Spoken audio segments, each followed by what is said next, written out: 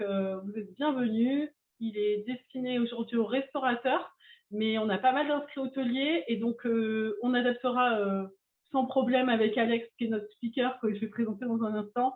On va adapter un petit peu la thématique, mais vous verrez que la plupart des sujets qu'on va aborder sont facilement applicables à l'hôtellerie. Donc, vous allez entendre beaucoup de mots restauration, mais c'est applicable à l'hôtellerie. Je pense qu'on va pouvoir commencer maintenant. Alors, donc, vous l'avez sans doute vu puisque vous êtes inscrits. La thématique d'aujourd'hui, c'est le digital pour séduire la jeune génération en matière de recrutement, mais aussi du coup de fidélisation. Pour vous résumer un petit peu l'angle, donc aujourd'hui, on accueille Alex Raffetin, qui est notre speaker restaurateur, jeune restaurateur, et qui a une double casquette puisqu'il est à la fois responsable marketing et cofondateur d'une enseigne de restauration. Alex, tu vas te présenter dans un tout petit instant. Je vais commencer en fait par vous recentrer qui on est nous. Donc c'est Food Hotel Tech. Food Hotel Tech, c'est quoi? C'est un salon qui a été fondé en 2017 par Karen Sarfati. Le but, c'est de mettre des outils technologiques et des solutions digitales au service des hôteliers et des restaurateurs. Donc, les salons, c'est comme pour l'hôtellerie et la restauration, on a été bloqué par la crise. Donc, les prochains ont lieu en octobre à Nice et en novembre à Paris. Et d'ici là, pour vous résumer, Food Hotel Tech sur le site, vous trouvez une marketplace où il y a tous les outils techno et solutions digitales disponibles pour les métiers d'hôtellerie-restauration. C'est aussi une newsletter et un webinaire mensuel. Donc voilà, je vous l'ai résumé en quelques mots. Si vous voulez en savoir plus, vous avez toutes les infos là qui sont écrites, le site internet, et puis en commentaire, vous pouvez nous en demander plus. Et là, je vais laisser Alex Raffetin, donc notre speaker. Alex, merci pour ta présence et pour les éclairages que tu vas pouvoir apporter à nos participants. Je te laisse peut-être te présenter toi et nous dire quelques mots sur Père et Fiche. Ok, eh ben, écoute, bonjour à toutes et à tous. Merci Vanessa de m'accueillir sur cet événement. Donc, pour la faire très très rapide, du coup, j'ai cofondé Père et Fiche avec trois amis. On a ouvert le premier restaurant maintenant il y a 2 ans et demi à Paris. C'est de la street food de poisson frais, donc on est sur un positionnement fast food, donc que des produits frais, des recettes fait maison sur une gamme, on va dire, avec 3 catégories principales, à savoir des burgers de poisson, des bols, donc que ce soit salade, poké, et du fish and chips, donc des plats en barquette, et avec des petits, enfin, on va dire des petits apéros, des tapas, tout autour du poisson. Donc, le premier restaurant a été ouvert à Paris il y a 2 ans et demi. On a ouvert le deuxième à Lille il y a 4 mois. Là, j'ai pris un petit coup de frein avec le Covid qu'on n'avait pas anticipé forcément. Et là, on en a 2 autres qui ouvrent dans l'année qui seront, on va dire, proche Paris. Et l'idée, c'est de partir derrière en franchise. Et donc, pour ma part, je m'occupe de toute la partie marketing, comme relation presse, toute la partie aussi un peu livraison et tout ce qui est digitalisation en point de vente. Donc, tout ce qui se passe un peu derrière mon écran, c'est pour moi. Ça fait 6 ans que je suis bien dans le marketing digital. Et à côté de ça, justement, j'ai une agence de marketing avec d'autres amis sur des problématiques vraiment création de marque, identité, e-commerce et l'idée, c'est de prendre des marques et de les faire accélérer très, très rapidement en termes de revenus et de développement. Donc, je ne suis pas restaurateur. Je ne suis plus dans les restaurants. On est 4 associés, donc on est vraiment tous répartis bien sur chacun de nos rôles. Donc, je pourrais répondre, enfin, je m'occupe du développement aussi avec un de mes associés, mais toutes les questions vraiment recettes, techniques, process en restaurant, je serai un peu plus léger sur ces sujets. Et je n'ai Alors, pas la question de c'est pas dire. la thématique, heureusement. Mais Alex, je te corrige, je me permets de te corriger. Tu es restaurateur, mais tu n'es pas cuisinier. Oui, voilà, mais honnêtement, même tout ce qui est agencement d'un restaurant, process d'envoi, tout ça, je m'en occupe plus du tout. Donc, on est vraiment. L'idée, c'est vraiment de spécialiser chacun de nous, entre associés, sur des thématiques différentes et on se fait totalement confiance. Donc, moi, c'est des problématiques sur lesquelles je n'interviens vraiment plus du tout. Donc, voilà.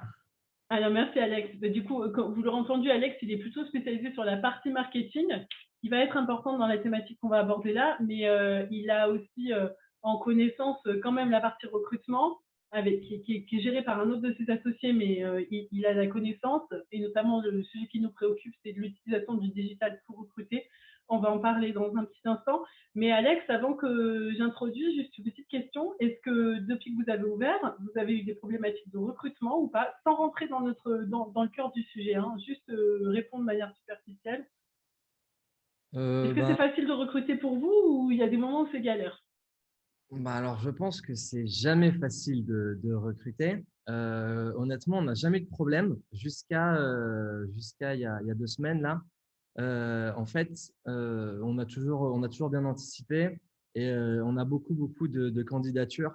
Donc, tu vois, même quand on n'était pas en besoin, on avait fait passer beaucoup d'entretiens et d'essais pour se garder des backups un peu sous le coude quand on a un employé qui part et arriver à anticiper. Pour l'ouverture de Lille, on avait monté une équipe qu'on avait formée avant. Donc, par rapport à ça, il n'y a eu aucun problème. Là, on a un petit problème depuis 2 semaines, c'est qu'en début d'année, on avait vraiment revu toute la strate en termes de positionnement, d'offres et, euh, et un peu le concept en général. Au final, ça fonctionne très bien et on là, se retrouve dans une problématique à Paris où, en fait, depuis 2 semaines, où on a commencé à bien bombarder sur des nouveaux push un peu marketing, on est vraiment débordé de commandes. Donc, on se retrouve à faire des services où on doit éteindre la tablette de livraison peut-être 20-30 minutes sur un service de 2h30.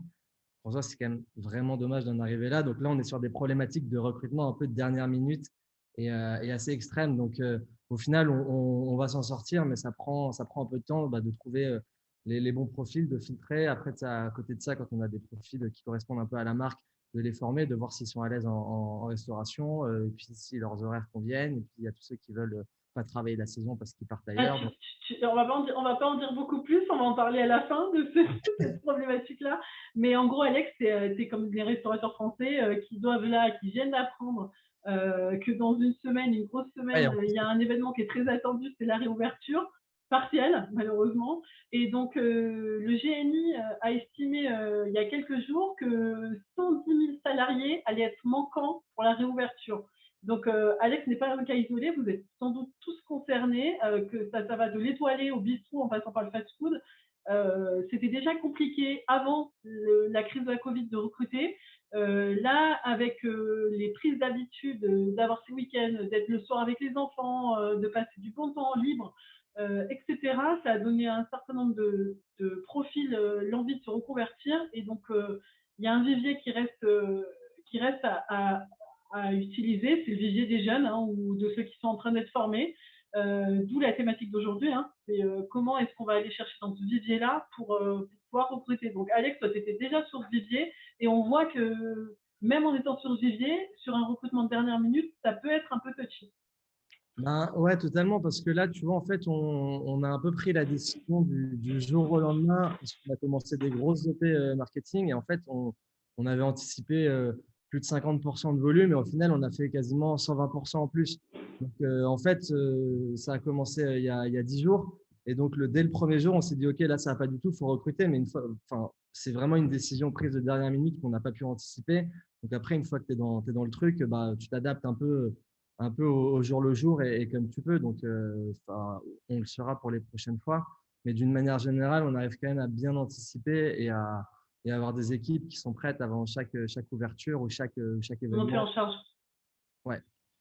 Ok, bon alors avant de rentrer sur la partie digitale pure, il faut savoir qu'il y a déjà quand même beaucoup d'établissements, que ce soit en traditionnel ou syndicats hôteliers, qui se remettent un peu en question sur les manières de recruter. On a eu notamment un webinaire il y a quelques temps sur la gestion des équipes et Samira du GNI nous disait que elle créait des vidéos courtes de témoignages de ses équipes ou de présentation du métier parce que le format vidéo, c'est un format qui parle aux jeunes et donc ils partent dans les écoles hôtelières, qui est quand même le vivier de recrutement traditionnel. Ils partent pour présenter ces vidéos pour avoir un côté un peu plus attractif et donner envie aux jeunes de venir candidater dans les établissements.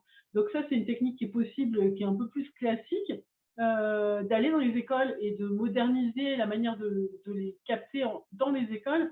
Mais après, il y a aussi, pour attirer les jeunes, avant même de réfléchir à recruter, il faut déjà réfléchir à se faire connaître sur les réseaux sociaux, pas pour recruter, mais pour faire connaître sa marque, en fait, avant de penser marque employeur.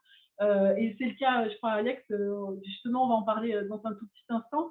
Et donc, sur la partie restaurant, alors je vais juste vous la faire rapidement sur la partie hôtellerie. Autant les restos, on va être spécialisé sur certains réseaux sociaux.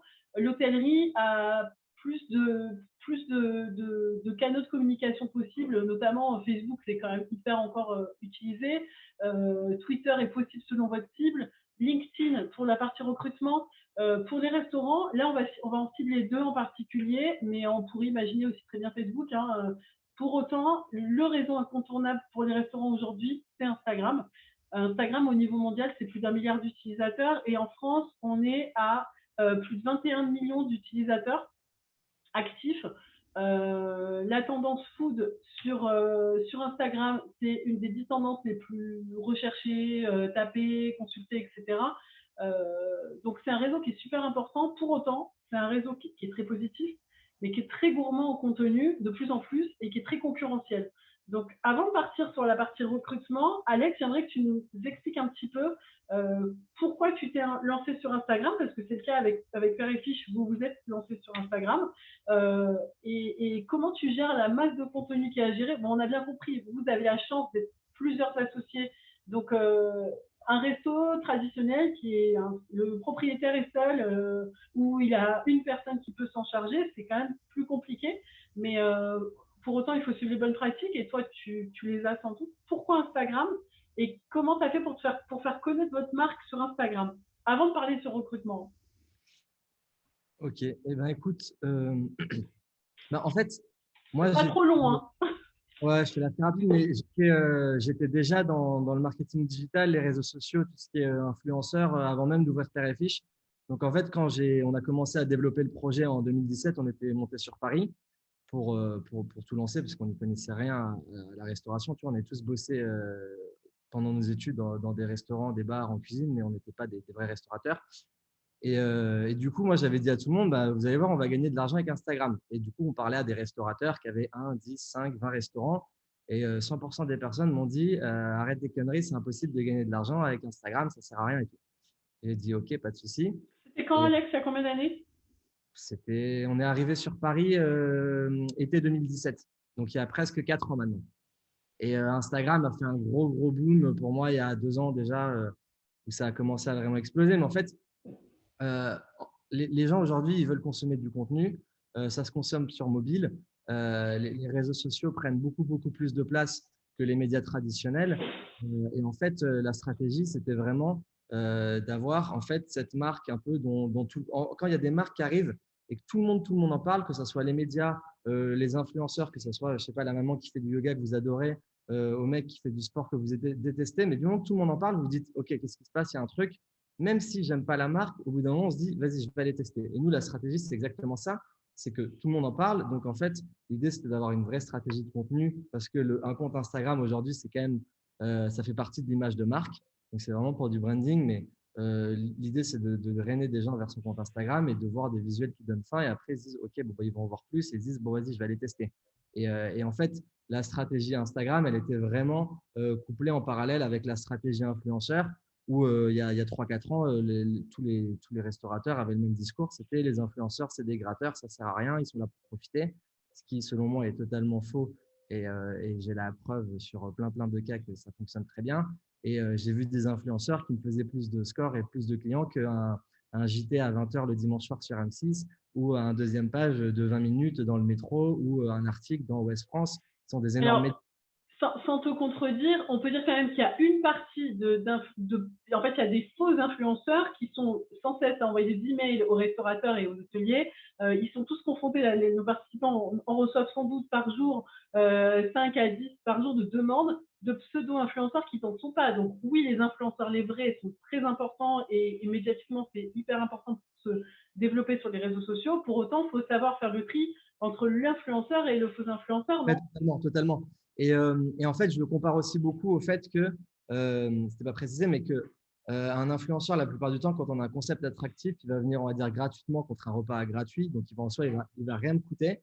VS, quand on va parler à un média, ça va être de suite 1500, 2500 l'article, ce qui est quand même très onéreux pour des petites structures. Et en fait, du coup, la stratégie, en gros, enfin, le raisonnement, il était un peu le même. C'est que quand TikTok est arrivé, on en Ah, on parle en maintenant. parle juste après. On en parle après. Ok. Bon, ben, On en en parle fait, dans une on va dire seconde. que, en gros, je savais que Instagram était en plein essor et que ça allait clairement exploser. Et ça a été le cas, tu vois. Et au Mais alors, final, la question, c'est comment tu t'es lancé dessus. Donc, c'était il y a 4 ans, mais c'était pas encore pour Père et Fiche. Père et Fiche, c'était il y a 3 ans. Quand est-ce que tu as lancé Père et Fiche sur Instagram? 3-4 mois avant l'ouverture.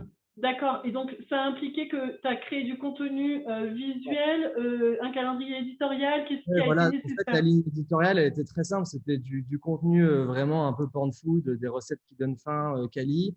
Une partie un peu storytelling où on expliquait vraiment, bah, en fait, les gens nous suivaient dans toute notre aventure entrepreneuriale. C'est hyper important pour nous que les gens n'identifient pas vraiment Père et Fiche à une marque, mais plutôt à une bande de potes qui parcourent, enfin, qui développent son entreprise. Et il Alors, y a à ton avis, comment un resto plus classique, parce que oui, vous avez un concept, mais comment un resto plus classique, une brasserie toute simple en centre-ville, comment est-ce qu'elle pourrait utiliser Instagram pour se démarquer aujourd'hui et sachant que la quantité de contenu qu'elle pourra produire ne sera pas du tout la même que ce que tu peux engendrer en étant spécialiste du marketing, quoi.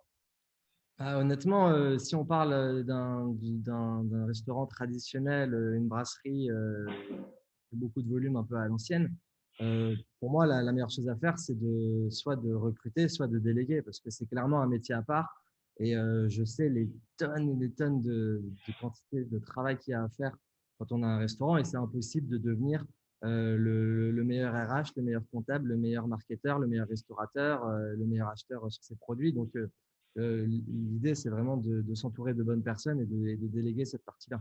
Ok, donc ça part par là. Ok, juste avant qu'on continue, je vous invite, si vous avez des questions à poser à Alex ou à moi, en discussion, vous pouvez en poser, on les prend au fur et à mesure, donc n'hésitez pas à les poser. Bon, Instagram, ok, on a compris qu'il faut poser une vraie stratégie de contenu pour pouvoir s'y investir avant de pouvoir lancer des idées de recrutement. Maintenant, TikTok est le réseau quand même qui a explosé depuis 2-3 ans. Je vais me mettre en pause. Euh, donc, je vous disais, TikTok, c'est ce qui a explosé depuis 2-3 ans. Et alors, on a tendance à penser comme avec Snapchat, quand ça a été lancé, ou tous les réseaux sociaux, mais c'est un truc pas sérieux, ça sert à rien, j'ai pas le temps, qu'est-ce que je vais faire là-dessus, etc. Pour autant, dès que vous avez un resto qui a pour cible une clientèle plus jeune, et ça touche énormément de types de restaurants, hein, et les jeunes consomment, ils vont entre potes, ils vont, et là, ils attendent la réouverture comme tous les autres. Hein. Donc, s'investir sur TikTok, c'est surtout chercher une cible en fin de compte. Donc là, on parle de clientèle, mais après, une fois que vous ciblez votre clientèle, c'est aussi votre clientèle est potentiellement un talent pour vous, pour chez vous. Donc, Alex, j'imagine que ton raisonnement est exactement le même qu'Instagram. Tu as vu que TikTok grimpait et donc tu t'es lancé sur TikTok. Pour autant, les codes de TikTok sont extrêmement jeunes. Et là, on va rentrer sur une problématique pour la plupart des restaurateurs. Comment on fait pour adopter ces codes et pour trouver des contenus qui vont leur plaire et qui donc vont buzzer juste avant que tu nous en dises plus. Il y a eu un exemple récent de resto qui a en fait bénéficié, tu nous parlais des influenceurs, qui ne s'étaient pas lancés sur TikTok. C'est, pardon, le nom ne me Ah, revient plus. les burgers à Mangez et 2,70. cassez-vous. Ah, c'est pas cool. Alex, mangez et cassez-vous. Ah, c'est les Euh, burgers à 2,70. voilà, il y a un influenceur qui en a parlé sur TikTok, sur son TikTok, ça a eu un effet viral monstrueux. Ils ont été débordés à tel point qu'ils ont dû fermer l'établissement le temps de trouver des process plus efficaces ou de recruter ou je ne sais quoi. Donc, l'efficacité de TikTok pour faire venir des clients chez soi est démontrée via le système d'influenceurs. Alex, tu nous en dis un peu plus? Je vais lancer juste la vidéo. Après, tu nous en dis un peu plus. Alors, je voudrais essayer de la remettre au début. Hop. Ah, ça partira pas au début. Bon, c'est le principe. Hein.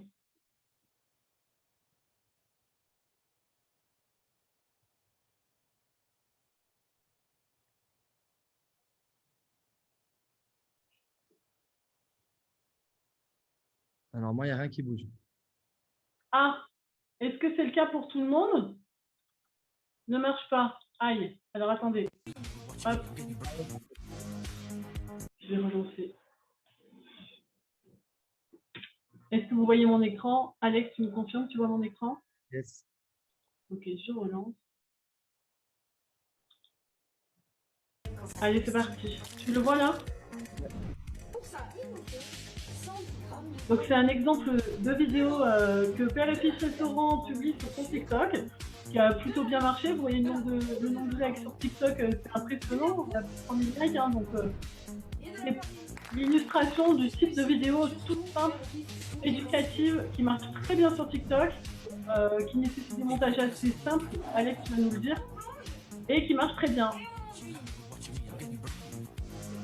C'est très court, c'est pour ça qu'on se permet de la diffuser maintenant.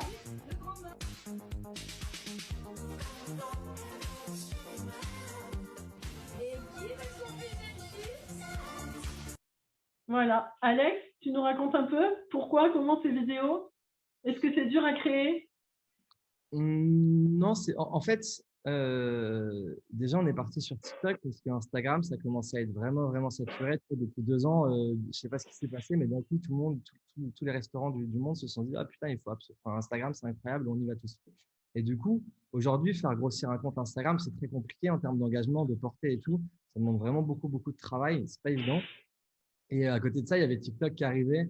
On s'était mis, nous, il y a à peu près un an. Et du coup, on s'est dit, bah, vas-y, en fait, quand tu vois la portée d'une vidéo, on va dire la portée organique, c'est-à-dire la portée d'une vidéo sans conseil pour plus la promouvoir, il y a des vidéos qui deviennent virales et qui sont monstrueuses. Nous, on a fait des 500 000 jusqu'à 1 million de vues sur des vidéos sans payer. Donc, c'est clairement abusé en termes de portée.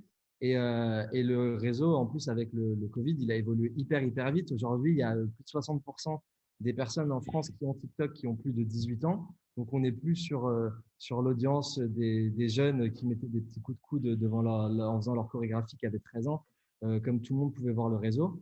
Et en fait, à côté de ça, ce qui est hyper important, c'est de comprendre en fait bah, la plateforme. Et c'est pour moi, c'est plus difficile parce que les grosses prods vidéo, format un peu télé et tout, hyper impressionnant avec des budgets monstrueux, ça marchera jamais sur TikTok. En Non, on revanche, est sur un format les jeunes, spontané. les jeunes, l'audience TikTok, elle cherche vraiment à avoir du contenu organique, hyper dynamique, original et un peu à partager le quotidien ou à apprendre. Et fun, on peut dire? Pardon? Et fun un peu. Ouais, ouais, carrément. Ouais, carrément. Nous, on essaie vraiment de mettre en avant l'image fun au maximum parce que c'est vraiment un peu, j'abuse, mais Père et Chiche, un peu le monde merveilleux, tout le monde est content, tout le monde est joyeux. Et justement, il y a ce côté un peu décalé. Et si tu arrives du coup à avoir un format comme celui-là qui en soi est hyper, hyper dynamique, il y a un côté éducatif, on monte la recette rapidement. Et à côté de ça, en fait, c'est un format qui dure, je sais pas, ça doit durer 45 secondes. Oui, c'est moins d'1 minute en tout cas. Ouais, voilà. Et ça va vite, ça va vite. Et c'est vraiment ce qu'il faut faire. Et ce qui marche très bien, même sur TikTok pour la food, c'est les formats un peu à la Chef Club, Tasty, où on a une caméra qui filme de haut et on voit juste des mains. Par exemple, on va faire une tarte aux fraises, on voit un plan sur les fraises, on voit la pâte, les fraises qui apparaissent petit à petit, comme il y avait déjà sur les pages Facebook, en fait, il y a déjà 5 à 10 ans. Est-ce que tu penses que n'importe quel resto, parce qu'on peut imaginer ça même pour un bœuf bourguignon, hein, est-ce que n'importe quel resto peut faire ça? Ce format Franchement, ultra court pour monter une recette par exemple. et déjà, même, je le vois sur les boîtes de prod vidéo, il y en a vraiment très, très peu qui comprennent un peu la logique de TikTok et un peu comment avoir ce phénomène viral. C'est-à-dire que la plupart du temps, ça peut être des très belles vidéos, mais qui strictement ne feront pas plus de 1000 vues sur TikTok, ce qui est clairement nul. Et c'est très, très compliqué, même sur les jeunes, si on parle de recrutement pour des stagiaires, des employés ou quoi, de comprendre des personnes qui arrivent à avoir vraiment ce raisonnement qui est totalement nouveau. Et clairement, en fait, TikTok, le format vertical organique comme ça, c'est le futur. Donc, que ce soit TikTok ou un autre concurrent qui émerge derrière, c'est sûr et certain que ce sera ce contenu-là, vidéo verticale organique qui sera. Alors, vidéo verticale organique, mais vidéo verticale organique courte surtout, puisqu'on a vu Exactement. IGTV sur Instagram, qui est la chaîne vidéo d'Instagram.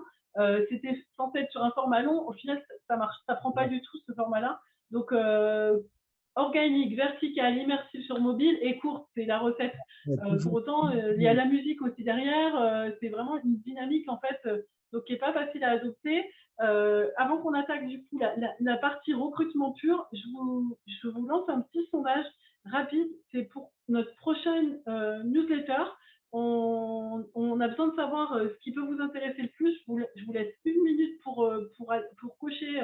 Vous avez 10 possibilités. Si vous avez d'autres idées, vous nous les mettez en commentaire. On prend avec plaisir. C'est pour vous donner des contenus qui vraiment vous intéressent. Donc, encore une fois, là où c'était dédié aux restaurateurs, mais si les hôteliers peuvent nous mettre en commentaire les sujets qui peuvent les intéresser, allez-y en commentaire. Hein. Juste On voit pour, qu'Instagram prend. Donc, Alex, tu vas être notre prochain témoin pour la newsletter. Vas-y, on t'écoute. et juste pour rebondir sur les formats courts, nous, maintenant, 90% des vidéos qu'on fait, elles font pas plus que 15-20 secondes. Parce que clairement, le temps d'attention, il est vraiment, vraiment réduit. Surtout chez les jeunes. Et surtout chez les jeunes. Et justement, ces consommations de contenu, un peu le snack content comme ça. Et justement, on vise vraiment des formats de plus en plus courts. Et pour la petite anecdote, même maintenant sur Allociné, quand tu regardes des bandes annonces de films, Allociné ou ailleurs, et ben, ils te font des pré-bandes annonces avant la bande annonce. C'est-à-dire que tu as un enchaînement d'images de séquences de 5 secondes et derrière la bande annonce commence pour qu'ils arrivent à te faire voir la bande annonce. Donc on est vraiment Alors, qu'est-ce qu'un resto peut imaginer comme format et qu'est-ce que tu imagines comme format plus court qui peut, là on va passer au recrutement, mais on peut déjà attaquer dessus, un format plus court qui peut être autre que les recettes comme ça montées. Qu'est-ce qu'on peut imaginer en 20 secondes pour un resto? Il y a des codes dans la food qui fonctionnent très bien. Tu fais couler un cheddar. Allez, je mets fin au sondage. Vous pourrez me mettre la fin. Vous pourrez nous mettre la fin. Tu as, un moelleux au chocolat hyper fondant, tu le coupes et il y a tout le chocolat qui coule. C'est une vidéo de 10 secondes, ça fonctionne très bien. Tu as un cheddar fondu, tu le fais couler, pareil. Tu as, je sais pas, une viande hyper juteuse qui sort du grill. Donc, on joue toujours avec la nourriture. Ouais, honnêtement, oui, honnêtement, en fait, si tu as un restaurant, faut que tu donnes faim et c'est clairement, il n'y aura jamais rien qui marchera mieux que ça. Donc, c'est vraiment des plans hyper zoomés qui montrent la qualité du produit et à côté de ça, qui donnent faim à la personne. Parce que tous les trucs un peu marrants sur le storytelling, même l'engagement, que ce soit écologique, le fait maison, c'est très bien. Mais tu as beau avoir l'engagement le plus écologique au monde, par exemple, si ta carte, tes vidéos, elle donne pas faim à la personne, bah, la personne, elle jamais viendra chez toi. Alors, du coup, là, on en vient à l'idée du recrutement et je rebondis sur ce que tu es en train de nous dire. Je donne faim, ok. Mes équipes ont envie de venir chez moi si je leur donne faim aussi, ou le côté engagement écolo aussi peut être important pour développer ma marque employeur. Si Non, je réfléchis à utiliser mes réseaux sociaux pour recruter, est-ce que je dois mettre que des choses qui donnent faim et qui donnent une image du coup cool de mon établissement parce que ça donne faim? Est-ce que ça suffit pour avoir des candidatures? bah, non, ça suffit pas. En fait, pour moi, c'est toute une strate globale. Et effectivement, là, on parle vraiment de la stratégie de contenu. Donc, nous, par exemple, tu vois, on a des petits posts sur toute la partie écologie et les engagements durables de Père et Fiche qui viennent de temps en temps en tant que petite piqûre de rappel, mais c'est des choses qui marchent pas. Après, au final, Sur quel réseau? en fait, on a des articles sur le site, on a des posts Instagram et après les articles, on les balance sur LinkedIn et Facebook aussi. Et on D'accord, a, donc à chaque réseau, sa communication. Là, ce que j'avais mis en premier angle pour la partie communiquer, c'est à chaque réseau son type d'offre. Est-ce que tu me confirmes, par exemple, qu'au-delà du type de poste qui est différent d'un réseau à l'autre, tu me parlais quand on s'était parlé du fait que certaines offres d'emploi vont aller mieux sur Instagram que sur TikTok. Tu peux nous dire un peu quel type d'offre pour la restauration, mais ça s'appliquera aussi à l'hôtellerie, quel type d'offre pour quel réseau, selon toi? Indeed, ça reste quand même, on va C'est pas dire, un réseau, mais on l'a mis dedans. ouais, mais Indeed, par exemple, ça reste le réseau principal sur toute la partie. Nous, par exemple, on recrute beaucoup de cuisiniers via Indeed parce que c'est le réseau qu'ils ont tous et que tout le monde a, tu vois. Donc, au final, honnêtement, toutes nos offres, on les poste quasiment partout maintenant.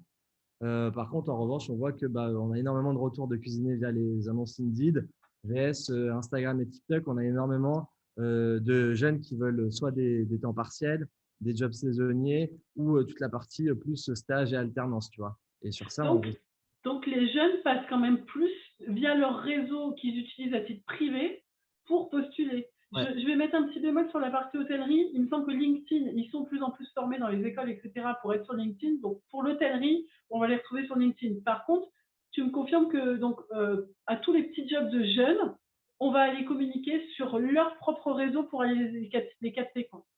ouais, carrément. Et en fait, même des CDI, des fois, on reçoit vraiment beaucoup de demandes. Et maintenant, quand les plus jeunes nous envoient les CV, bah, maintenant, il y a leur Instagram sur le CV, tu vois. Comme si c'était le deuxième CV virtuel Mais obligatoire. s'ils Énormément. partagent des images de foot sur leurs Instagram, ça peut être complètement cohérent, ça fait comme un book Voilà, finalement. la plupart du temps, non, ils montrent juste leur vie. Mais bon, c'est marrant qu'ils nous mettent leur Instagram à chaque fois sur les annonces, quoi. Enfin, sur les CV, pardon. Je vais montrer du coup la. Est-ce que vous entendez? Je suis navrée pour les nuisances qui sont autour de moi. Je vais vous montrer un exemple là tout de suite. J'offre le meilleur Voilà. stage au monde. Salut, je m'appelle Alex, j'ai ouvert Père et Fiche et je passe trop de temps sur TikTok. J'ai envie de faire plus de vidéos, sauf qu'entre la cuisine, la compta et la livraison, j'ai vraiment pas le temps. Alors je me suis dit que j'allais proposer un stage de rêve. 2 mois avec toute l'équipe et une seule mission, réaliser des TikTok. Et en échange, on t'offre un an de burger. Pour trouver le meilleur candidat, on lance un concours et ça commence maintenant. Alors Alex, quand tu as lancé cette offre de stage sur TikTok, à la base, c'était pas pour recruter du coup un restaurateur, un cuisinier ou un serveur. On était plutôt logiquement sur un profil un peu community management ou autre. Bon, peu importe le profil que tu as pris, quel a été l'impact en fait de cette vidéo où finalement ce que tu cherchais c'était un stagiaire pour TikTok. Qu'est-ce qui s'est Ouais. passé après cette On vidéo? avait mis TikTok un peu pour le côté buzz, mais on cherchait production de contenu, de TikTok, Instagram, quoi. Bah, il s'est passé qu'on a reçu beaucoup de candidatures et en fait des candidatures sur tout et n'importe quoi. Donc on avait même des jeunes qui disaient ouais, j'ai besoin d'une alternance en finance, vous cherchez pas quelqu'un? Et on a eu énormément de candidatures bah, du coup pour ce stage-là. Plus après, là, je crois que j'ai de quoi boucler des stagiaires sur toute l'année parce que j'ai reçu des personnes qui me disaient ah ben moi j'ai besoin d'un stage en octobre, novembre. Ah ben moi il me faut un stage de 6 mois à partir de janvier, sachant que je crois que je l'avais posté en février ou mars, je sais plus cette vidéo. Donc on a dû recevoir au final, plus on a reçu 4 ou 5 quatre ou cinq euh, candidatures pour des offres d'emploi en tant qu'employé, on va dire employé polyvalent, quoi, des postes au restaurant. Du coup, on en a recruté une au final en CDI derrière, qui était venue sur une période de courte à la base en CDD pour quelques semaines et qui est avec nous aujourd'hui et qui ça se passe très bien. Plus des personnes d'autres qu'on a, on va dire, dans notre base pour lorsqu'on va. Là, par exemple, on en a recontacté plusieurs parce qu'on est en train de recruter 5-6 personnes là, sur les 2 restos. Donc, au final, ça nous a rapporté peut-être au total entre 40 et 50 potentiels candidats sur tout secteur confondu. Ok, est-ce que ça veut dire que une offre de stage, n'importe quel resto, est-ce qu'il faut qu'elle soit fun comme tu l'as fait ou tu aurais pu le présenter plus simplement et ça aurait quand même fonctionné? Là, c'est parce que l'offre de stage, tu proposais un an de burger gratuit en fait, c'était pas un stage rémunéré, mais c'était un stage récompensé. Est-ce que ça aurait pu fonctionner s'il était simple sur TikTok parce que tous les restos n'ont pas cette capacité créative? On aurait pu faire un truc plus simple en présentant les plats, je sais pas, ou c'était Franchement, vraiment non. la créativité qui Cette, a marqué? j'avais fait 3 vidéos. J'avais fait 3 vidéos du coup par rapport à ce format, on cherche quelqu'un, donc 3 vidéos un peu différentes. Et on les avait quand même, bah, je les ai travaillées avec Vito Vidéo, c'est lui qui avait fait connaître le burger à 2,70, la manger et cassez-vous, qui est sur TikTok, qui est un scénariste et tout aussi, qui a plus d'1 million d'abonnés sur TikTok. Et du coup, c'est un ami à nous. Donc en fait, on avait travaillé les formats ensemble. Et l'idée, c'était vraiment bah, de déclencher un peu. En fait, quand on a une vidéo qui devient virale, ça va très très vite sur TikTok. Et l'idée, c'était justement d'avoir un peu ce phénomène de viralité et de maximiser ainsi les candidatures. Donc, il y en a une des 3 qui a très bien pris, c'est cool. Après, honnêtement, si sur TikTok, on met, je sais pas, un plan classique du restaurant avec des visuels très lents qui s'enchaînent en disant bonjour à tous, nous recherchons un stagiaire, ça marchera jamais, c'est sûr. C'est sûr et certain. Ok, est-ce que ça peut marcher sur d'autres réseaux? Et pour le coup, une autre question qui est posée par une participante, que mettez-vous dans vos posts ou annonces? Donc ça peut être aussi sur Insta hein, ou sur LinkedIn. Quels éléments différenciants? Qu'est-ce que tu mets qui permet de sortir du lot dans toutes les annonces qu'il y a de restaurants? Ben,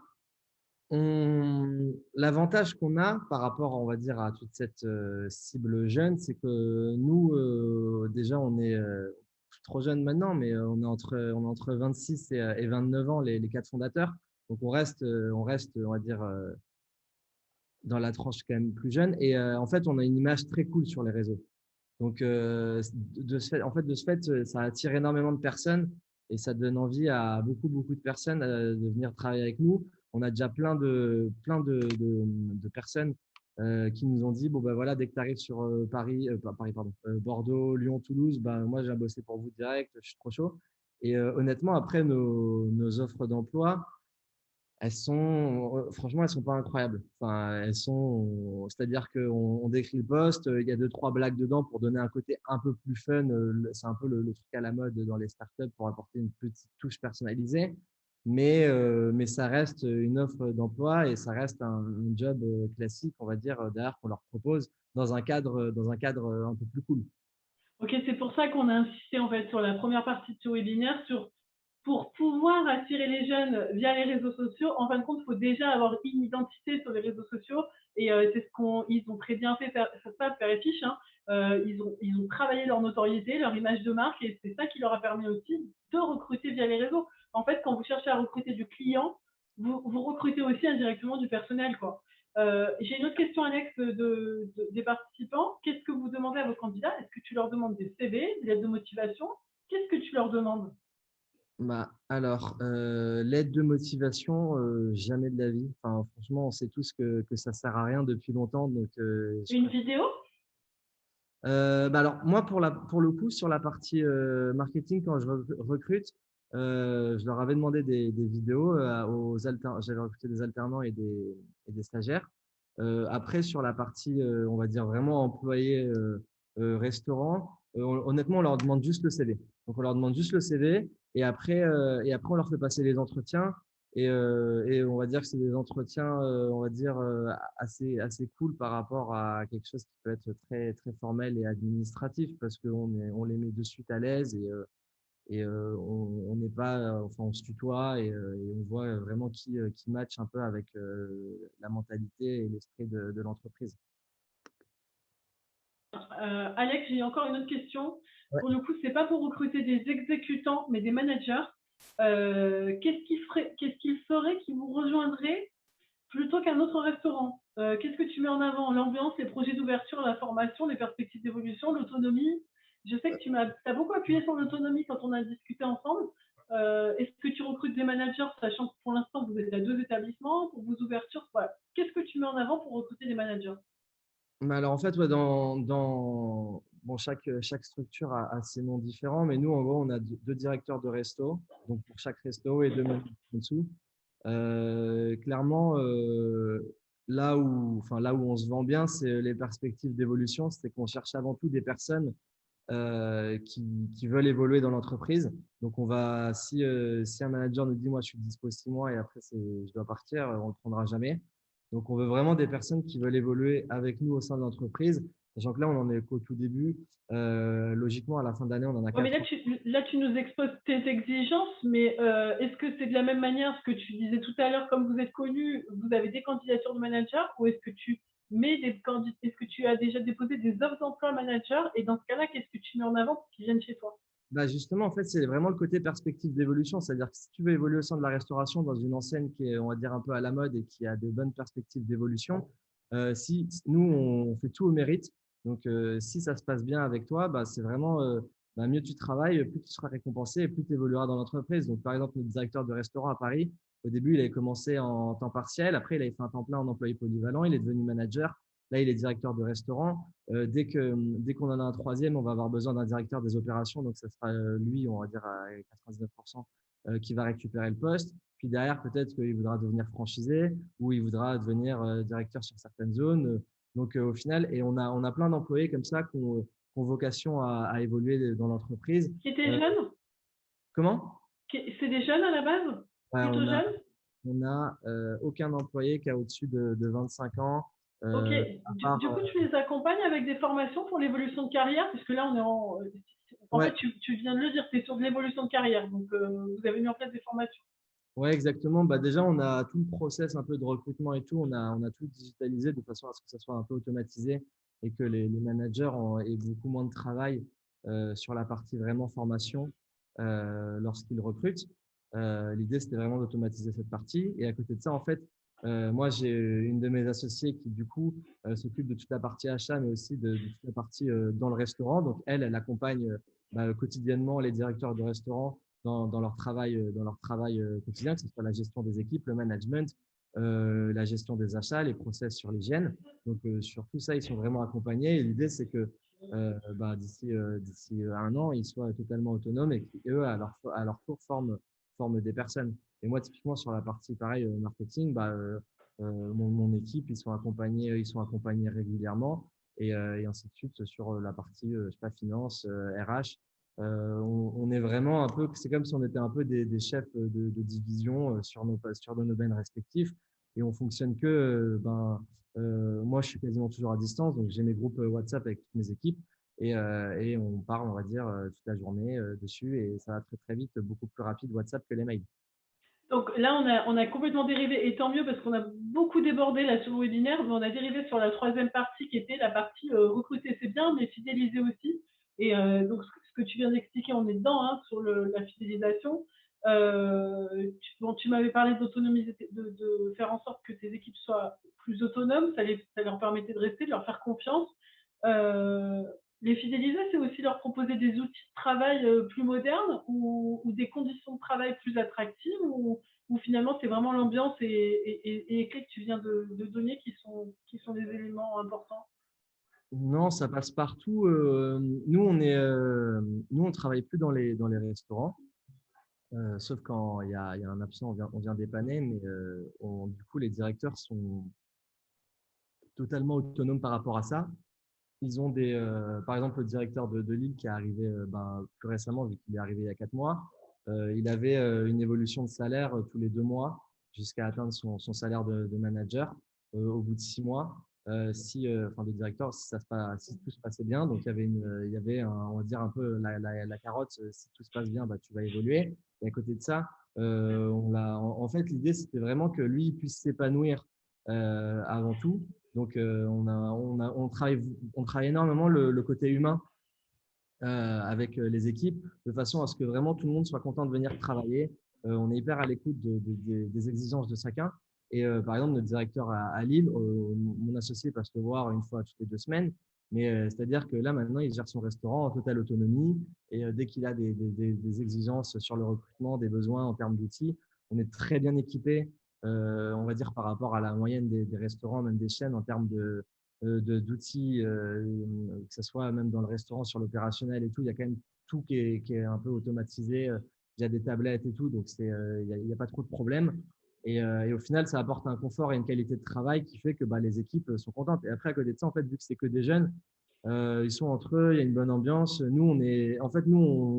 moment que tout se passe bien, on viendra jamais les embêter. Par contre, Mais parce que là on nous a posé la question, dans les participants posent la question du turnover. Bon, tu m'as dit que tu n'en avais pas trop finalement, mais c'est vrai que la problématique chez les jeunes, c'est qu'ils veulent encore plus qu'avant concilier vie privée, vie professionnelle, et surtout ils veulent prendre du plaisir en allant bosser, quoi. C'est vraiment la problématique que beaucoup de restos.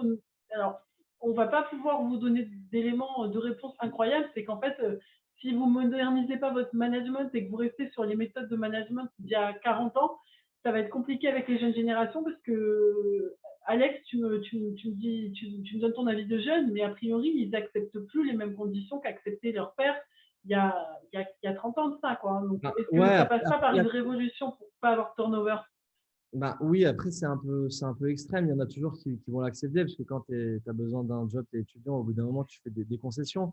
Mais en fait, nous, on essaie vachement de les valoriser. Par exemple, quand nous, un des fondateurs, on va bosser au restaurant parce qu'il y a besoin de dépanner ou quoi, par exemple, si sur le service du midi, le manager, c'est un tel, bah, on est là, on lui dit, OK, bah, c'est toi le boss, tu m'envoies où? Tu m'envoies à la plonge, aux frites. Et on n'arrive jamais en mode, c'est moi le chef, allez, enfin toi, tu vas faire ça et tout. Donc, on leur laisse vraiment leur autonomie. Et à côté de ça, en fait, il y a un truc qui est quand même hyper important, c'est que à la base, on les briefe vraiment à fond sur la qualité du travail parce que ça reste la chose la plus importante, à savoir servir des plats quali. Donc, sur ça, on est vraiment intransigeant.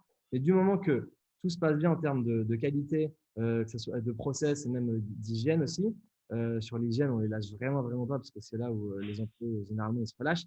Ben, en fait, derrière, ils se rendent compte qu'ils ont tout intérêt à bien faire leur travail parce que du moment que leur travail est bien fait, ben, nous, on sera beaucoup plus cool avec eux. Ils auront des primes et à côté de ça, il y aura une bonne ambiance, ils seront entre eux et on va dire, ils prendront beaucoup plus de plaisir à travailler. Donc, une des clés aussi pour éviter le turnover, c'est ce que tu viens de dire, c'est les primes. C'est aussi Ouais, une des solutions, l'incitation financière, quoi.